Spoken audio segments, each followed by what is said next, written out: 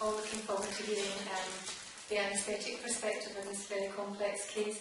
I've got a short biography. Dr. Martin Diacon's talking, graduated from Sheffield University in 1998, a year before my consultant appointment, which was depressing. He's travelled with the army and he's done some GP training and other jobs in medicine before finally seeing the light and becoming an anaesthetist. Thank you very much.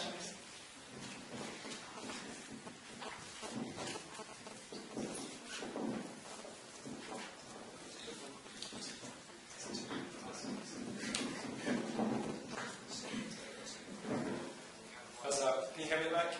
Yes. Thanks. Thanks so much for giving me a background to the exit procedure. As I introduced, my name is Martin Diacon. I'm a relatively new consultant. I think I was in my second week of the job when Ruben came into the office to mention the patient we had. And I managed to engineer so that I was procedure. So I'm going to be talking about the anaesthetic side of the exit procedure. And what it is we have to provide conditions whereby this baby with a neck mass just there can be safe delivered and the airway secured before any placental support. What is it? Well, it's not a cesarean section. And the reasons for this are simply a cesarean section of the GA to maximise uterine tone to prevent PPH. And we do this by using minimal inhalation agent. And we want to minimise potential diffusion of anaesthetic gases to the baby, so the baby is awake and vigorous when it wakes up. We do that with a short GA to delivery time. Whereas the exit procedure is completely opposite. We want to say to uterine hypertonia. And the risk of that is obviously bleeding as a result. And we do this by having high dose, or commonly we do high dose inhalation agents. We preserve uterine volume to prevent placental abruption. And to reach deep pain and internal anaesthesia. At the same time, we need to maintain blood pressure so that the placental flow remains the same. We want to keep blood pressure in about 10% of the awake blood pressure.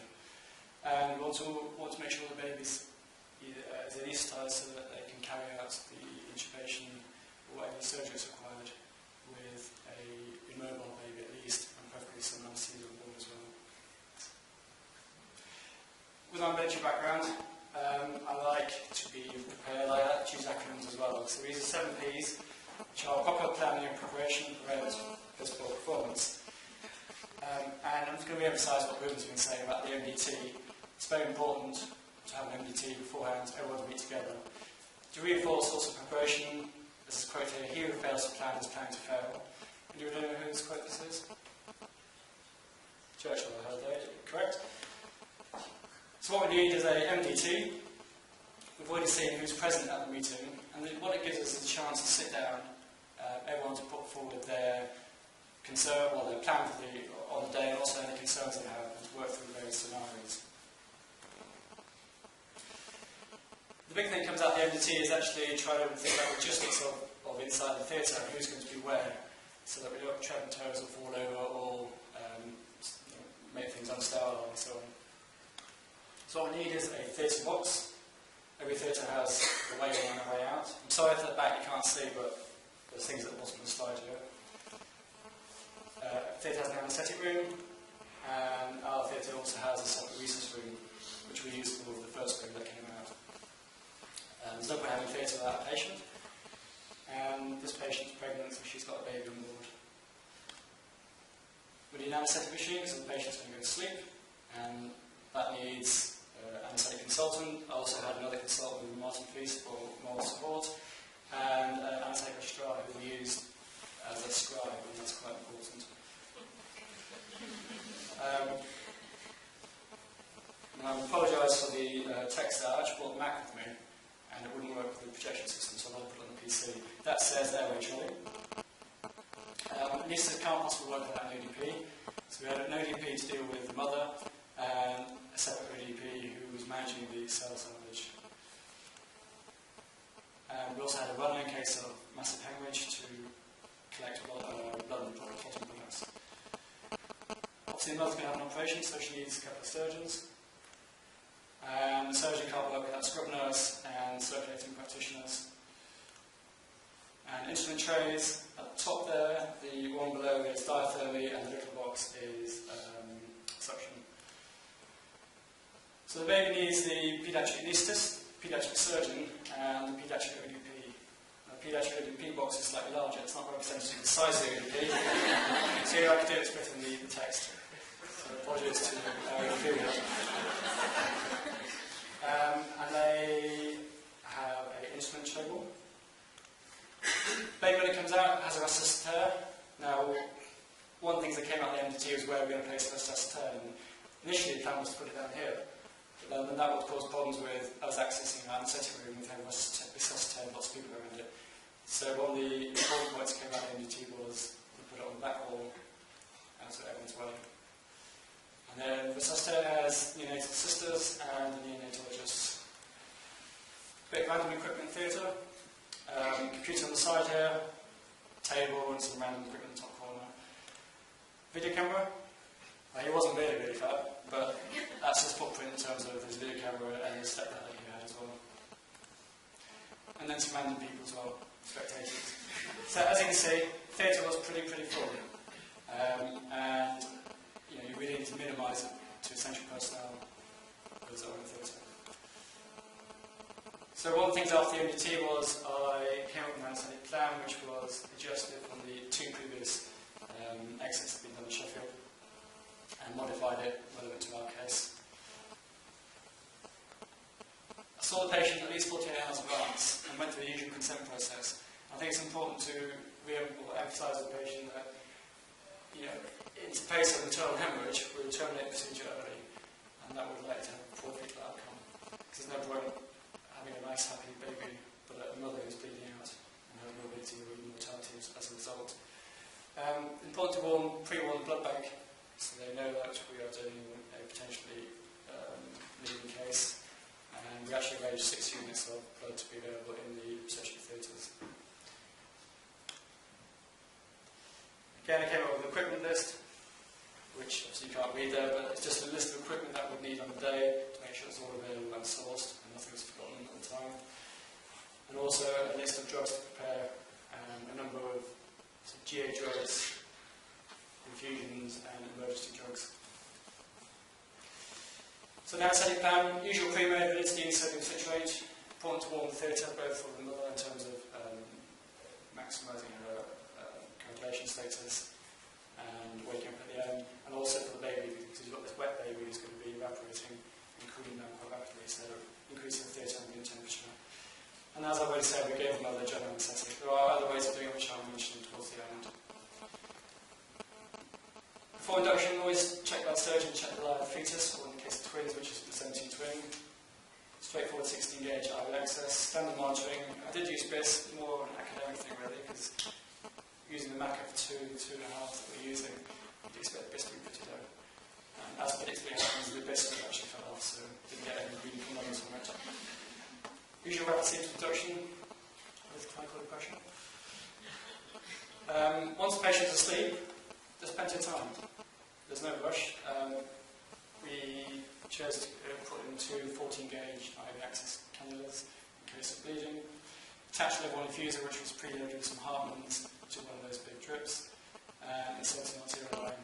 And again, for academic reasons, used Lithco Rapid. Don't forget the other things: Terex floatable boots, warming, with underbody and upper arm warmers. And also have ready in the anaesthetic room a trolley with central line equipment, all unopened, but ready if we needed it for quick access. So whilst you're getting the lines and things, it's a chance to increase your MAC steadily up to a MAC of 2.5 sevoflurane, and also use remifentanil. Sevoflurane will nicely relax the uterus. Remifentanil, the idea is to provide some fetal immobilization. I'll come on to that a bit later.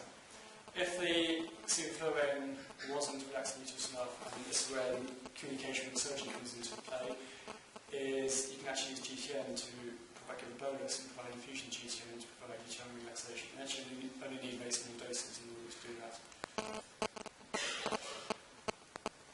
It's important, as I said at the beginning, to maintain the maternal blood pressure within 10%. That's quite hard with a MAC of 2 or 2.5 and running. So you're going to end up using vasoconstrictors. preference for fluid boluses because we don't want to cause any pulmonary edema. And this is my plan in order of need. Actually, didn't bother with phenylephrine. Went straight from metoprolol and started metoprolol infusion.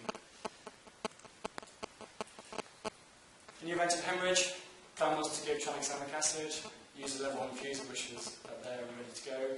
Cell salvage we had in place, but in our particular case we didn't even use because of minimal pulse. And we had blood ready, and also blood bank pre-warmed, and major protection hemorrhage trolley was available. Once the fetal airway is secure, it's very important to liaise closely with the paediatric team, the obstetrician, prior to sensitive disconnection. So at this point you want to reduce your tube flowing back to normal levels, like GTM prior to disconnection. And we gave usual symptoms on bolus and also on infusion. Plan was, as necessary, to use these in the order as you see there. Fortunately, none of those were necessary.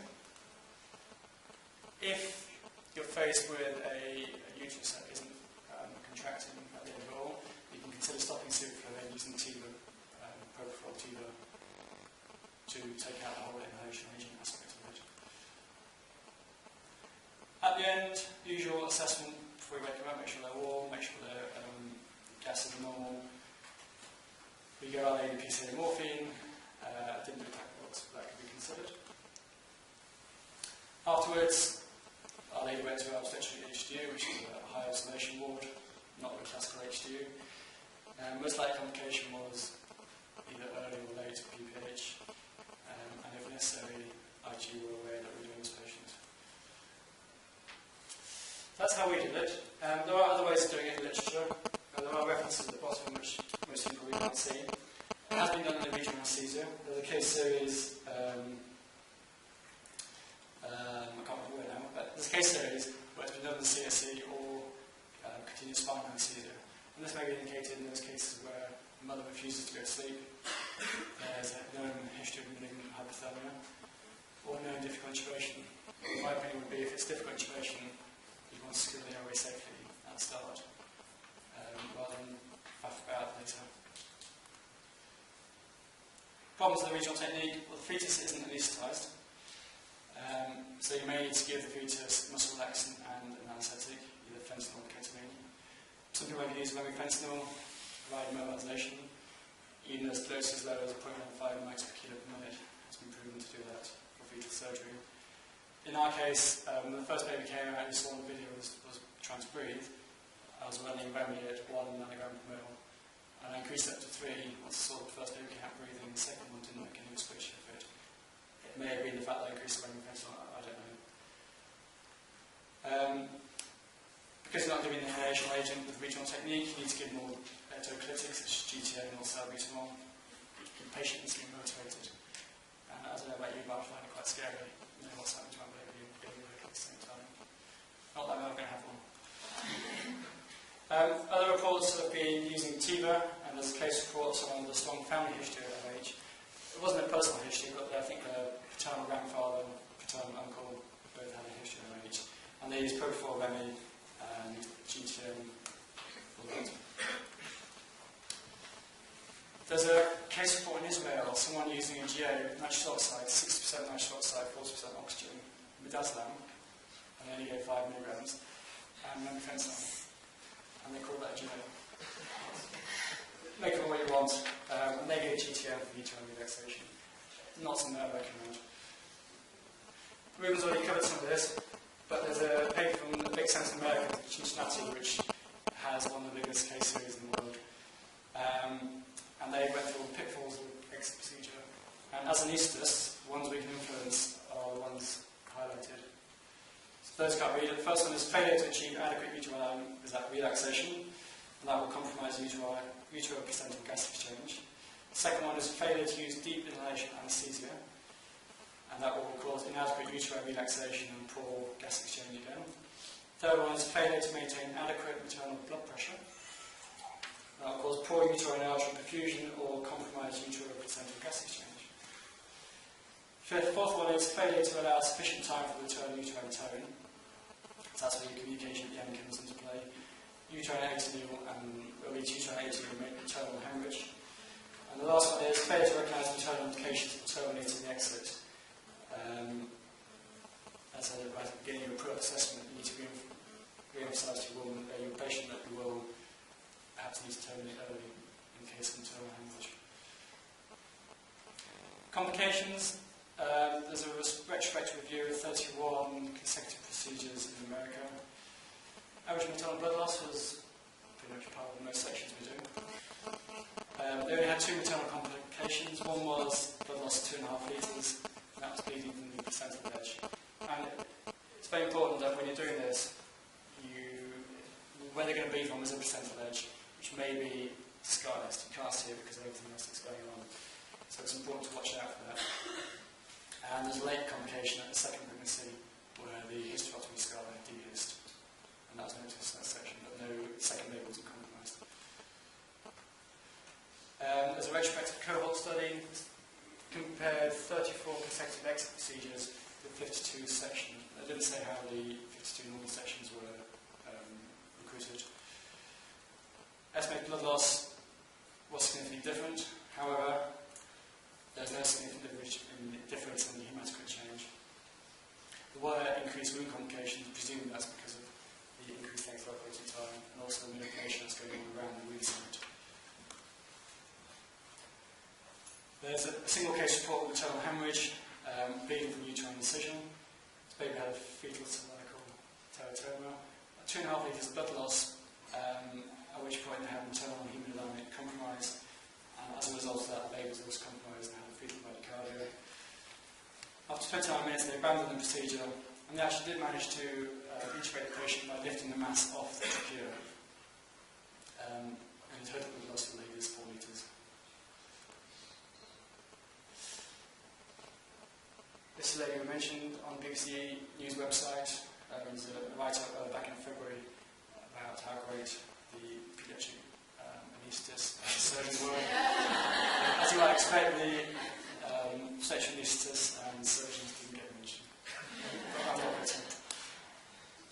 So in summary, right at the beginning, it's not the same as a cesarean section. You need to plan for the worst and hope for the best. Important teamwork, important to communicate to each other, and be prepared to abandon the first